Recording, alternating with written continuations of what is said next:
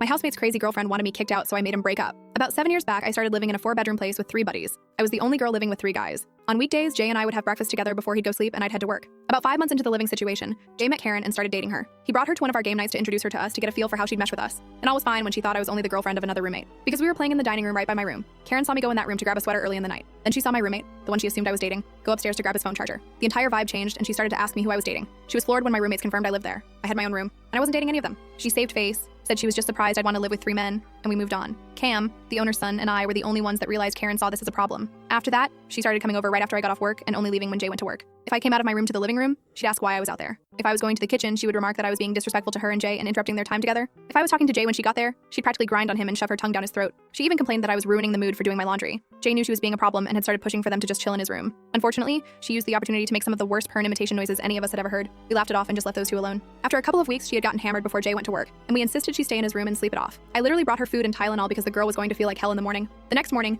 Jay came home and started making breakfast for me and him when Karen came down and just started screaming. She woke the other roommates up, accused Jay of cheating, accused me of having relations with all the guys, then demanded I pay Jay back for the food he was wasting on me. Cam and I had a talk with Jay. We both told him if she couldn't deal with me living there, then she could no longer come over. Jay asked for a week to figure things out, claiming she was just caught by surprise when she saw him making me breakfast. We gave him a week. In that week, mysteriously, the grocery jar was getting raided. We all noticed and talked about it. We noticed my clean dishes were appearing in the sink. Little things were disappearing from common rooms and weirdly appearing in my room. Karen was being sweet, but not exactly covert. Cam and I knew she was sowing chaos, but we just watched. After a week, Cam gets a call from his mom asking if I had been going through something lately. Apparently, a concerned party had sent her picture after picture and story upon story about how I was trashing the house and stealing. Karen expected this to get me in trouble. Lucky for me, my landlord was actually worried I was not doing okay and wanted Cam to help me. Cam told me, and I started planning my petty revenge. First thing I did was eliminate the grocery jar. We had a jar in the kitchen we all would throw spare cash in for common groceries. I split up what was in it evenly between the 4 of us and told them that because of the raided stash, I felt it needed to go away. Karen didn't like this, but when asked why, she claimed it was rude for me to make a unilateral decision. Cam backed me, battle won. Then I started hanging with Cam in the living room every day. She complained, but Jay told her it's our house and we can do as we please. When she would go to the kitchen, one of us always asked what she was doing in our fridge. She stopped going in our fridge after 2 days. The weekend was here and we knew Jay had an extra overnight shift and Karen was planning to stay in his room so they could hang out the next day.